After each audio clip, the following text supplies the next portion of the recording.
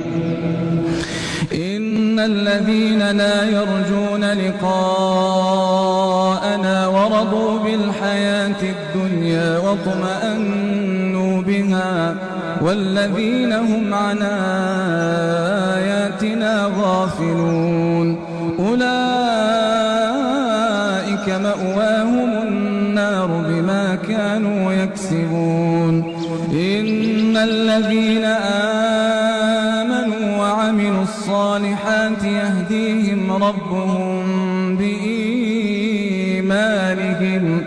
تجري من تحتهم الأنهار في جنات النعيم دعواهم فيها سبحانك اللهم وتحيتهم فيها سلام وآخر دعواهم أن الحمد لله رب العالمين. ولو يعجل الله للناس الشر استعجالهم بالخير لقضي إليهم أجلهم فنذر الذين لا يرجون لقاءنا في طغيانهم يعمهون.